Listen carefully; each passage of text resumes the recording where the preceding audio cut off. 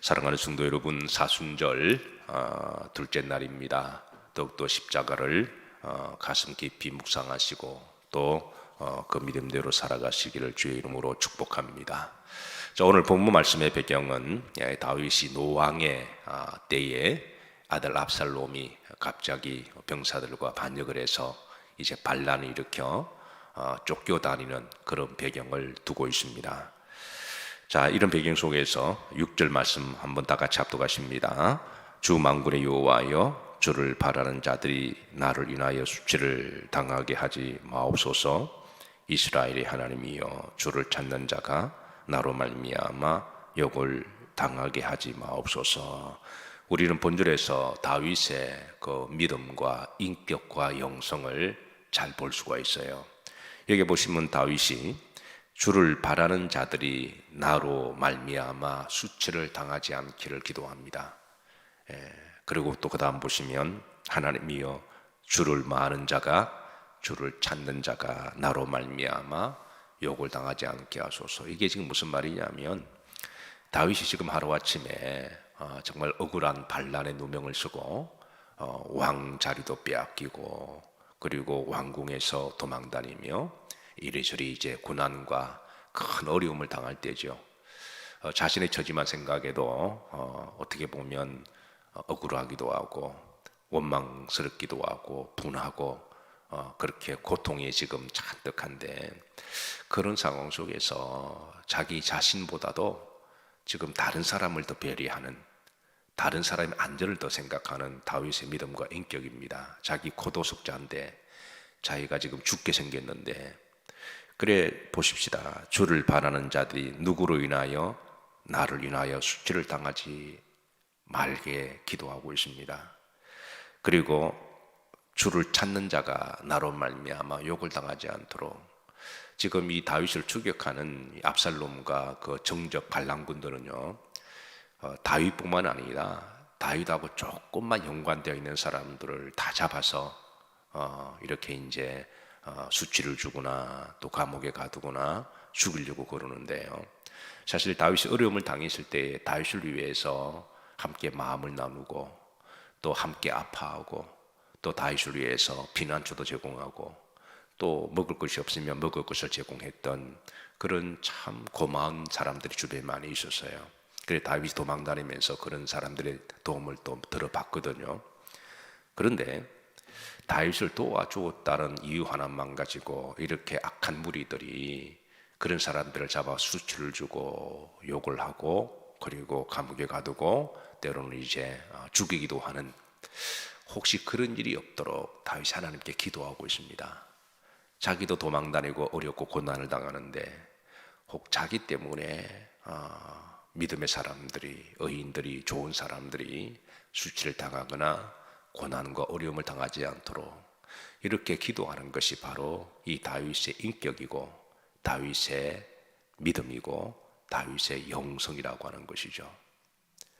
우리가 신앙생활을 한다고 하는 것은 그냥 몸만 교회에 왔다 갔다 하는 게 아니라 우리의 삶에서 나보다 남을 더 배려하고 그리고 남을 위해서 더 기도하고 남을 더 존중하고 인격적으로 그렇게 우리가 배려하는 것이 바로 신앙생활이 아닐까요? 우리가 축복을 받아도 하나님 나에게만 축복 다 주시고 다른 사람 어떻게 되든 말든 뭐 굶어 죽든 갓난하든 그런 것이 아니라 하나님이 나에게 축복을 주시면 하나님께 정말 무한 감사 올려드리고 그 받은 축복으로 다른 사람을 배려하고 다른 사람을 주의 이름으로 나누어주고 함께 배려하고 섬기는 것이 바로 하나님 기뻐하는 성도의 삶인 줄로 믿습니다. 내가 힘들고 어려워도 우리가 기도할 때 하나님 나만 기도가 나에게만 집중되기보다는 지금 다윗의 기도가 자신에게 집중되는 기도보다도 지금 다른 사람들을 향하여 중보기도 하고 있는 거잖아요. 그래서 하나님 혹 나로 말미암아 다른 사람이 수치를 당하거나 나로 말미암아 다른 사람이 욕을 당하지 않도록 하나님 그들을 지켜주시고 보호해 주옵소서. 이것이 바로 예수님께서 십자가에서 바로 또 자기를 못을 받고 욕하는 자들을 향하여 주님 저들을 용서해 주옵소서. 지금 자신들이 하는 짓을 모르고 하나이다 라고 하는 예수님의 마음과 기도와 같은 거죠.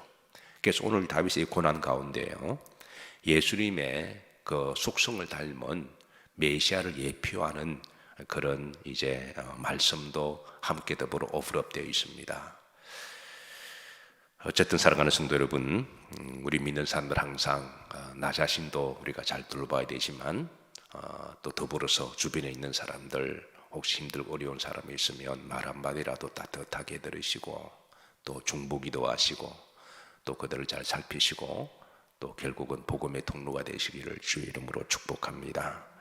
자, 7절입니다. 합독합니다. 내가 주를 위하여 비방을 받아사오니 주치가 나의 얼굴에 덮였나이다. 얼핏 보면 잘 이해가 되지 않는 말씀이에요.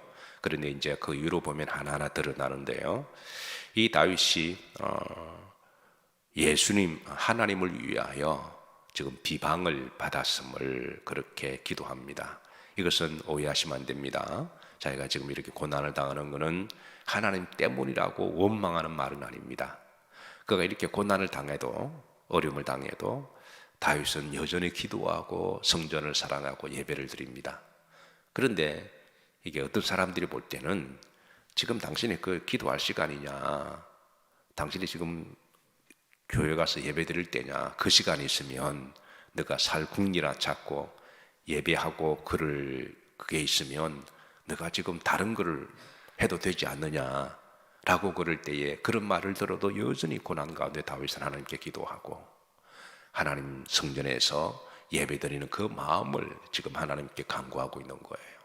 예. 자, 이 부분 조금 더 이제 뒤에가 또 나와요. 자, 우선 이제 8절입니다. 합독합니다. 내가 나의 형제에게는 객이 되고 나의 어머니의 자녀에게는 낯선 사람이 되었나이다.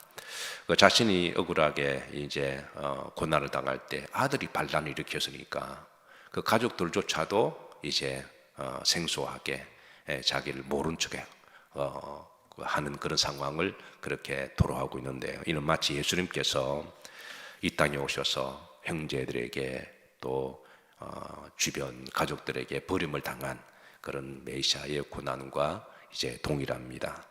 자, 9절입니다. 주의 집을 위하는 열성이 나를 뭐하고 삼키고 그랬습니다. 주의 집을 위하는 열성.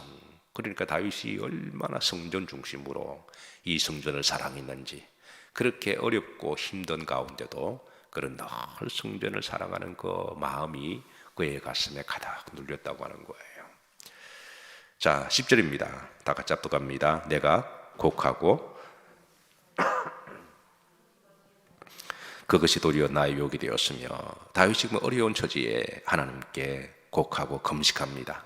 근데 어떤 사람은 그 금식하는 것 가지고 너가 지금 금식할 때냐, 너가 기도할 때냐, 살 방법을 찾아야지. 그거 오히려 그걸 비방하고 욕하는 사람이 있죠. 오히려 믿음으로, 심지어 다윗의 성전의 사랑은 참 그 열성이 그를 삼켰습니다. 법궤를 예루살렘으로 모시고 올 때 다윗이 너무 좋아서 춤을 막 추죠. 그건 춤보다도 다윗은 하나님 말씀을 얼마나 사랑가 된 그 믿음이죠. 근데 주변 사람들이 왕이 채통도 없이 춤추다가 또 이 바지까지 내려갔으니까, 그러니까 얼마나 기뻤으면 그랬을까요? 근데 주변에서는 이해 못하는 사람이 지금 왕이 채통도 없이 지금 뭐 하는 짓이냐라고, 그 심지어 와이프 미갈조차도 그러잖아요. 왕이 채통을 지키라고. 그게 하나님이 그 미갈의 마음에 하나님을 업신여기는 것을 하나님이 보시고 미갈에게 그렇게 원하는 소원을 거두가십니다. 여인이 평생의 소원이 정말 자식을 보는 거잖아요. 그 자식이 태어나면 왕이 되는데요. 근데 하나님이 대문을 닫아버리세요. 너가 나를 그렇게 부끄럽고 관심이 없느냐? 그래, 나도 너에게 관심 없다. 그래서 하나님께서 그 마음의 중심을 보시고 대문을 닫아버리시는 거죠. 그런 하나님이 다윗에게는 얼마나 많은 복을 주시나요? 그건 다윗의 그 마음의 믿음을 보신 거죠. 그래서 다윗이 힘들고 어려울 때에 자기 몸 하나 가누지 못하고 슬플 때도, 그런데도 금식했는데 어떤 사람은 그걸 비난하고 비방하고. 자, 11절입니다. 내가 합독합니다. 내가 굵은 배로 내 옷을 삼았더니 내가 그들의 말거리가 되었나이다. 이 금식할 때 이제 굵은 배옷을 입고 이제 그렇게 애도의 기간을 보내잖아요. 근데 어떤 사람 그걸 가지고 또 말거리를 하는 거예요. 예. 이렇게 힘들고 어려우면 아프면 병원이나 가지 무슨 교회 가냐 뭐 이런 식인 거죠. 예. 힘들고 어렵게 열심히 수고해서 하나님께 감사함으로 11조를 드리면 어떤 사람은 지도 가난한 주지 무슨 헌금하냐 이렇게 비방하는 거 똑같은 겁니다. 예. 자, 12절입니다. 12절 합독합니다. 성문에 앉은 자가 나를 비난하며 독재 취한 무리가 나를 두고 노래하나이다. 성문에 앉은 자는 당시의 재판관을 말합니다. 지금은 재판하며 법정에가 재판관에 앉아서 재판하지만 고대에서는 이 성문에 가면은 좌석이 있었고 성문 앞에 그 좌석에 앉아가지고 사람들을 이제 재판을 했거든요. 그러니까 재판관. 그리고 독주에 취한 무리, 술 주정뱅이를 두고 하는 말이죠. 늘 술에 취해서. 그러니까 재판관부터 시작해서 술 주정뱅이까지 지금 다윗을 다 비난하고 욕하는, 마치 예수님께서 이 땅에 오셔서 많은 사람들에게, 이제 모든 사람들에게 버림받고 비방을 당한 거와 똑같은 그런 속성을 말씀하고 있습니다. 자, 그런데 이제 14절입니다. 13절에 보면 여기서 이제 이 다윗의 또 반전이 나와요. 합독합니다. 여호와여 나를 반기시는 때에 내가 주께 기도하오니 하나님이여 많은 인자와 구원의 진리로 내게 응답하소서. 이게 일종의 언육법을 쓰고 있는데요. 하나님이 나를 반기시는 때에, 다른 사람들 얼굴이 생하고 얼굴에 분노가 있고 얼굴에 비방이 있고 조소가 있고 막 이렇게 그렇게 있을 때 그렇게 쳐다보는데, 근데 하나님이 나를 반기시는 때에 하나님의 얼굴은 인자와 긍휼과 자비와 환한 모습으로 그렇게 다윗을 반겨주신다라는 거예요. 이런 세상의 얼굴은 하얀 얼굴처럼 다윗을 죽이려고 막 준비하고 악귀처럼 그런 얼굴이라며, 무섭고 산한 얼굴이라면, 근데 이쪽에 바라보니까 하나님은 인자와 긍휼과 사랑과 환한 웃음으로 나를 따뜻하게 맞아주는 그 얼굴. 여러분 살아가시다가 우리는 항상 이 양면성의 얼굴을 바라보죠. 어떤 사람들을 바라보면은 눈에 뭐 서슬이 서퍼렇고 이렇게 막 이렇게 잔뜩 원망과 불평과 책망과 저주가 있고, 그 사람과 대화를 하면 대화할 때마다 가슴이 두근두근거리고 뭔가 평안이 사라지는. 근데 그러다가 어느 사람을 이야기할 때는 얼굴이 환하게 밝은 모습으로 인자하고 사랑이 많은 이해하는 모습으로 얼굴을 바라보면 얼마나 마음이 따뜻하나요. 지금 다윗은 하나님을 바라볼 때 하나님이 나를 반겨주시는 얼굴이다. 그 얼굴에는, 그럼 좀 보십시다, 많은 인자와 구원의 진리가 있는 하나님의 얼굴이다. 그런 하나님을 향하여 내가 주께 뭐하오니? 기도하오니. 그래서 남들은 다윗이 어려운 가운데 기도한다고 뭐 교회 가면 밥이 나오냐 쌀이 나오냐 빵이 나오냐 지금 기도한다고 뭐가 되냐라고 조소하고 비방할 줄 몰라도, 그러나 그 가운데 다윗은 여전히 하나님의 얼굴을 바라보면서 거기에서 위로받고 거기에서 샘먹고 거기에서 이제 하나님의 응답을 받는 이 다윗의 믿음과 영성이 오늘 시대의 여러분의 영성과 또 믿음이 되시기를 주의 이름으로 축복합니다. 자, 14절입니다. 합독합니다. 나를 수렁에서 건지사 빠지시 깊은 물에서 건지소서 그랬습니다. 이게 흥미로운 거는 14절에 나를 수렁에서 건지사, 근데 2절에도 우리가 지난번 말씀을 살폈지만 2절에도 수렁이라는 말을 사용합니다. 근데 2절에 나오는 그 수렁과 오늘 본절에 나오는 수렁은 다소 이제 원문에 보시면 차이가 있어요. 2절에 나오는 수렁은 이 늪과 같은 수렁이라면, 오늘 14절에 나오는 수렁은 이제 진흙과 막 섞여 있는 그런 늪을 이야기를 합니다. 2절의 수렁은 마치 바닷물이 밀려올 때의 수렁이라면 14절의 수렁은 바닷물이 나갈 때, 빠질 때에 있는 그 수렁인데요. 서해안 가면은 갯벌이 많습니다. 그런데 그 갯벌 중에 이렇게 빠져도 그냥 이 발목까지만 들어가는 갯벌이 있습니다. 그 뭐 빠져도 힘들지만 빠져나올 수는 있어요. 그런데 어떤 갯벌은 허리까지 들어가는 갯벌이 있습니다. 여기는 들어가면 못 나옵니다. 이거는 완전히 깊은 진흙과 같은 수렁이어서, 그러니까 다윗이 아들 압살롬이 반란 일으켰을 때에 2절에 보면 다윗은 자기가 지금 수렁에 빠지고 도망가면서, 그리고 홍수같이 큰 홍수가 덮은 것처럼 자기가 지금 그런 어려운 일을 당했지만, 지금 상황은 그 수렁에서 빠져나올 수 없는 깊은 지금 수렁에서 허우적거릴수록 더 깊이 들어가는 지금 상황이 그런 절박한 상황이에요. 그런데 이제 이런 절박한 상황 가운데서도 이제 다윗 하나님께 기도합니다. 왜냐하면 자기를 구원해 주실 분은 오직 하나님밖에 안 계시거든요. 발목까지 빠지는 늪은 그 자기가 애를 쓰고 노력하면 나올 수가 있어요. 막 몸부림치면 우리가 병에 걸려도 내가 뭐 살겠다고는 의지가 있고, 잘 먹고 잘 자고 잘 쉬고, 그리고 좋은 의사 만나고 좋은 약 먹으면, 그래서 막 열심히 운동하고 그러면 회복되어지는 병이 있고, 어떤 병은 의사도 안 되고 아무도 안 될 때도 있습니다. 아무리 몸부림치고 의지가 강해도 그 안 되는 질병이 있습니다. 근데 그건 하나님이 도와주셔야 돼요. 그러니까 발목까지 빠지는 수렁은 내가 힘내서 그냥 한 발 딛고 나올 수는 있잖아요. 근데 14절의 수렁은, 이거는 다윗은 지금 도저히 인간 힘으로 나올 수 없는 수렁에 빠졌으면 움직일수록 더 깊이 들어가는데요.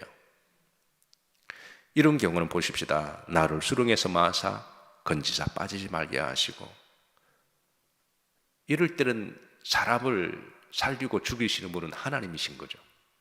하나님이여 나를 여기서 빼달라고 다윗이 하나님께 간절히 기도합니다. 말씀을 정리합니다. 우리가 때로는 인생을, 이 험난한 인생을 살아가다 보면 예상치 못한 이 다윗과 같은 그런 문제를 만나기도 해요. 그럴 때 오늘 다윗의 믿음과 영성처럼 그런 고난 가운데서도 나보다 또 다른 사람을 좀 더 배려할 수 있고 생각하고 기도할 수 있으면, 그분의 인격과 믿음과 영성은 참 그리스도를 닮은 거죠. 예수님께서 고난 당하실 때 우리를 먼저 생각하신 것처럼, 그리고 그런 어려움 가운데서도 여전히 주를 향한 열성이 자기를 삼키도록 기도와 성전을 바라보고 하나님을 바라보는 그 믿음, 그리고 이제 깊은 수렁에 빠졌을 때에 하나님께 간절히 기도할 때 하나님은 때가 되셔서 그를 발에서 건져내시고 또 그를 회복시켜 주시사, 나중에 하나님이 다윗을 회복 다 시켜 주십니다. 그 아들 압살롬의 반역에서 다시 회복시켜 주셔서 비온 뒤에 땅이 더 굳게 하시고 다윗을 더 높은 왕자에 세우셔서 하나님 더 크게 영광 받으시고 더욱 귀하게 쓰임 받는 다윗처럼 여러분의 믿음의 영성이 또 믿음이 그런 은혜가 임하시기를 주의 이름으로 축복합니다. 자, 우리 찬